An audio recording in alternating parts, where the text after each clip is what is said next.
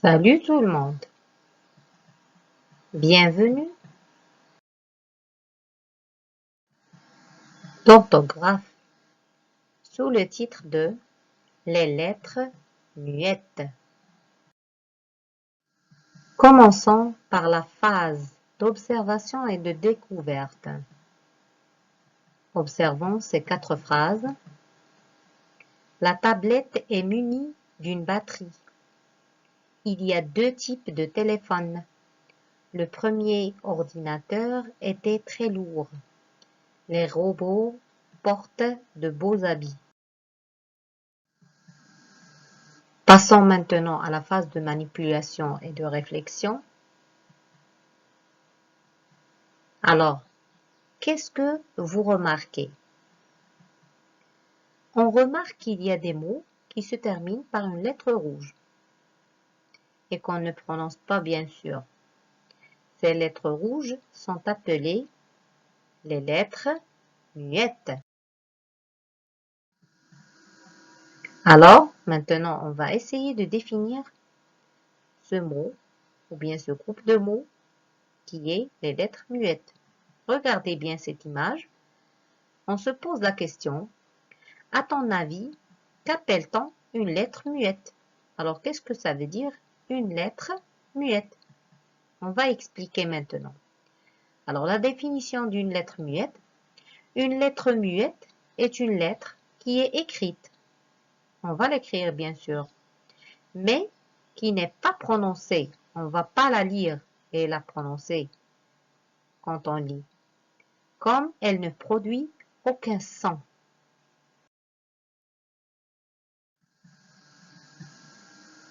Qu'est-ce qu'on doit retenir?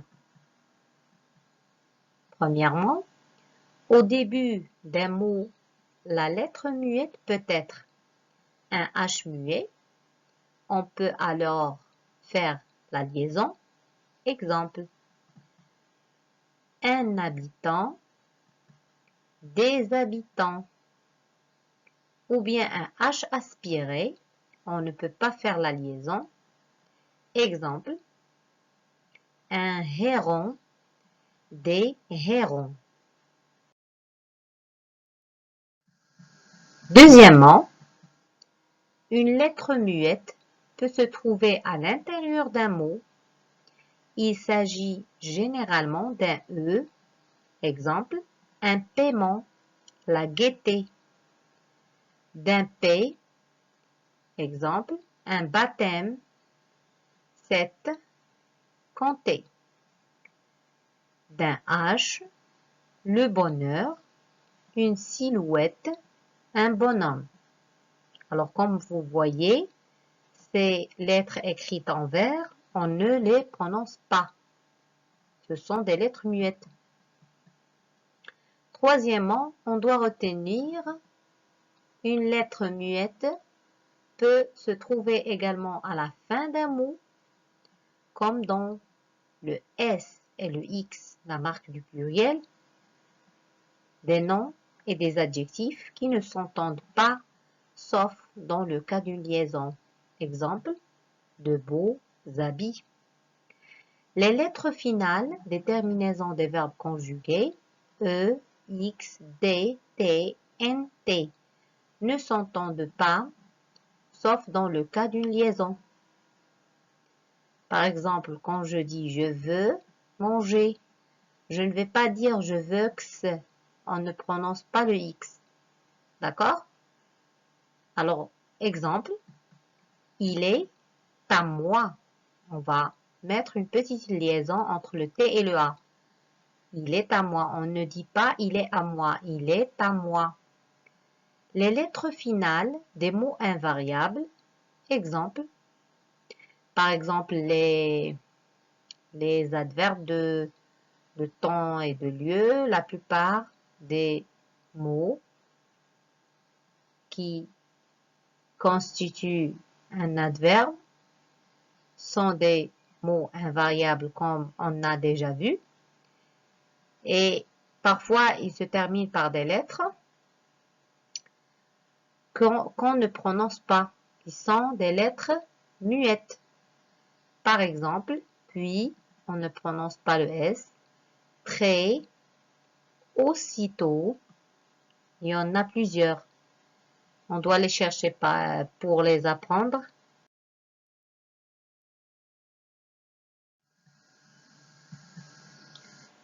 Une petite règle à retenir qui va nous aider à bien comprendre cette leçon.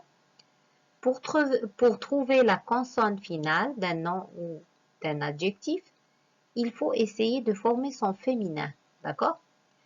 Par exemple, on a un nom masculin, chat. Son féminin, c'est chatte. Donc, on va mettre un T pour le chat à la fin. Un autre exemple pour un adjectif, lourd. Alors ici, on ne connaît pas quelle consonne on va mettre à la fin. Donc, on le met au féminin. Donc, ça nous donne lourde. Alors, automatiquement, je vais écrire un T à la fin pour lourd. Une deuxième règle, pour bien écrire les mots avec des lettres muettes, il faut chercher un mot de la même famille où l'on entend la consonne. Exemple, accord. On ne sait pas quoi mettre à la fin, donc on va chercher par exemple le verbe accorder et on doit mettre un D à la fin. Présent, on cherche le verbe présenter ou bien le nom présentation et on va mettre un T à la fin.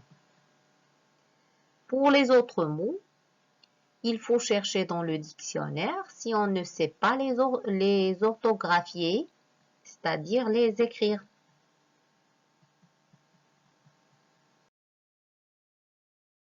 Passons maintenant aux exercices d'application.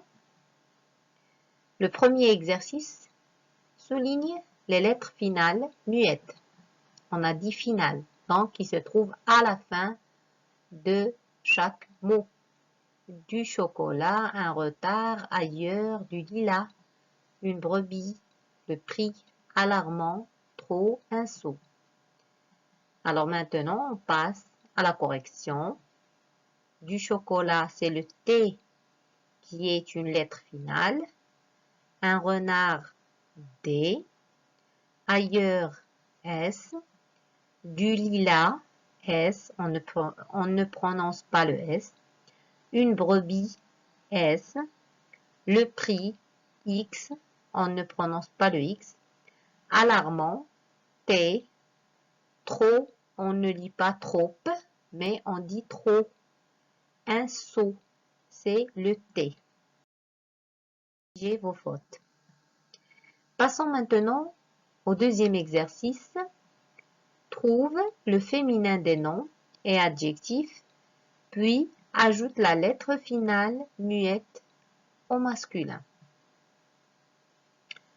Alors, on a des mots qui sont au masculin, un français, un marchand, un chat gris, et on doit les mettre au féminin au début,